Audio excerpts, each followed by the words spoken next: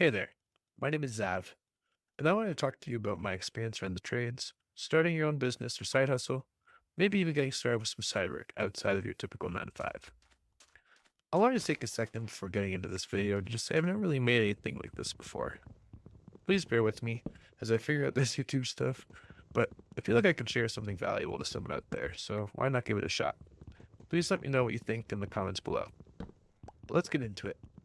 I used to work in renovations and home improvements, anything from bathrooms and kitchens to full custom home building. And I want to speak to those who are in the industry, getting started in the trades or home services, and wanting to make some more money with the time that they have.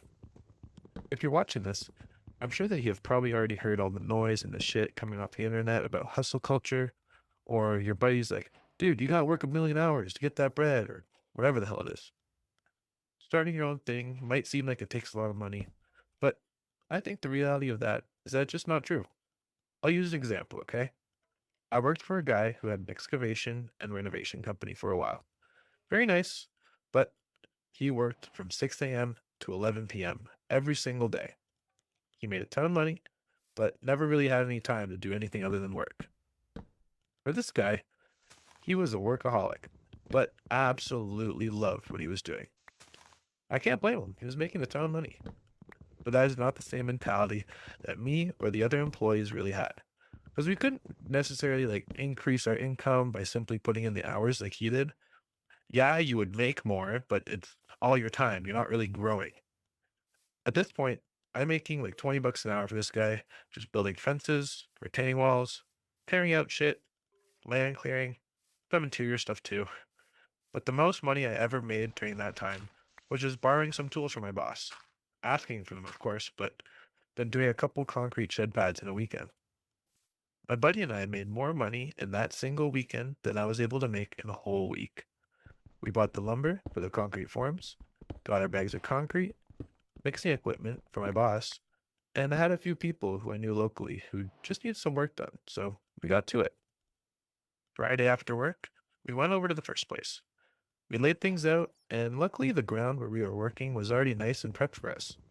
The homeowner already kind of started, so that helped. We got our forms done and poured in that day. Similar thing the next day at another place, but we had to prep the ground this time. We went back to the other shed pad at the end of Saturday and finished that off. And finally, finished off the Sunday at the second spot after going back and forth a little. Overall, we figured it out as we went, but I'll never forget how good it felt to get that money handed to me after both of those jobs.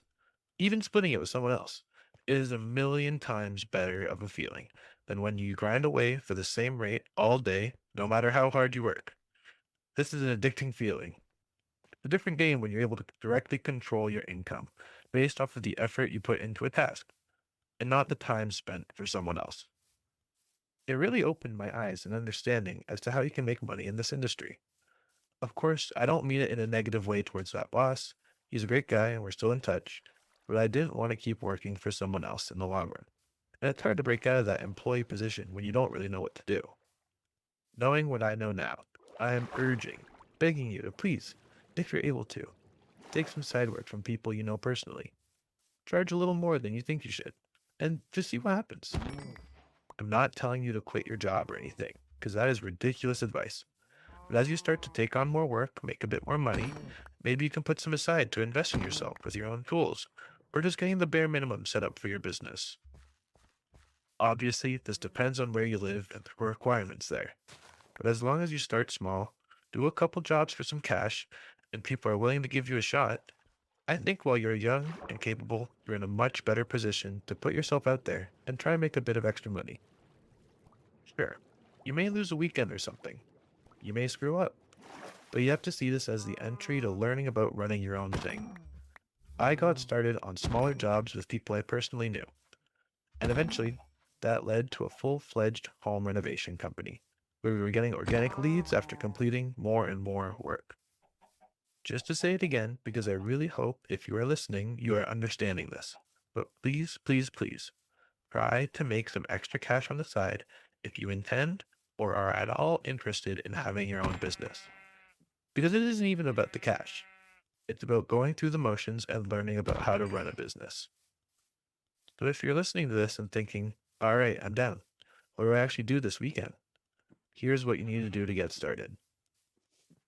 First, do not go out and max a credit card at Home Depot on tools you might only use once.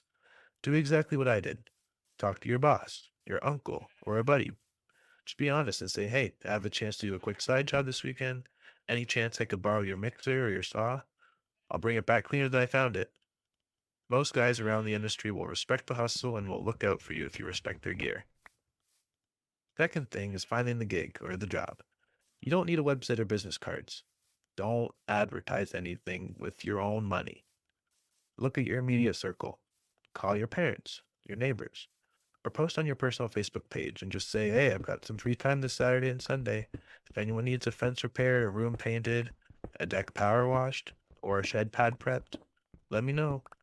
Doing a few local jobs. You might be shocked at how many homeowners have a massive list they just haven't had the time to touch. My advice? Start with looking for things you already do at work, because you probably have a better understanding of what you need to do. But don't get too complicated. Please keep it simple to start. The third thing to consider here is pricing. When they ask for a price, do not just charge for your time like an employee. If you think the job is worth 200, charge 250 or 300. Give yourself a buffer, because on your first few jobs, things will take longer than you think. You are thinking of material for the first time, or maybe not following instructions from someone for the first time. This adds to the things you will need to think of to get the job done. For pricing, you want to always cover the cost of your materials, and imagine the task going as poorly as possible for that first job. How long is that going to take? Let's say a worst case scenario happens and it takes all day. Charge enough so that it isn't a complete waste of time. I'm not promising that you get it done perfectly, because the work is on you, not me. But that's why we start simple. Anyways, there are lots of ways to look at pricing, and we can talk about it for hours. But this is something you can absolutely ask people around you for advice. And if you know what your boss or the company you work for charges for the same sort of thing, I'd say use it as some mild guidance. That's all I would say about that. Now, here's my shameless plug, but it ties right into exactly what we're talking about. I'm still doing some work in renovations, but over the last little while, I've also been building new businesses. And honestly, the reason I started building these tools is because of those exact weekend jobs I mentioned earlier. When my buddy and I finished those concrete pads, the physical work was fairly easy. The annoying part was everything else, trying to figure out how to write up an invoice, tracking what we spent on lumber and concrete versus what we actually cleared, and not looking like completely unprofessional rookies when dealing with the homeowner. I built a platform called ToolBuds to solve that exact problem for guys who are trying to get after it. It's super simple, designed specifically for home services, trades, and side hustles. It lets you send professional invoices, track your project finances, and take clean payments via Stripe right from your phone, so you actually look like a legitimate business from day one. If you're ready to start taking on that side work and want to make the business side of it just brain dead simple, check out the link for ToolBuds in the description below. I had to mention it. I'm out here trying to build and grow right alongside you guys, so let's get after it together. Anyways, I just wanted to make this video to talk about my initial experience with business and hopefully inspire just one person to take a chance and make a bit more money or finally start that business or side hustle of their own. Have a great day, guys, and thanks for watching. If you've made it this far, I hope to see you again in the future. If you enjoyed, like and subscribe. If not, no worries. See ya.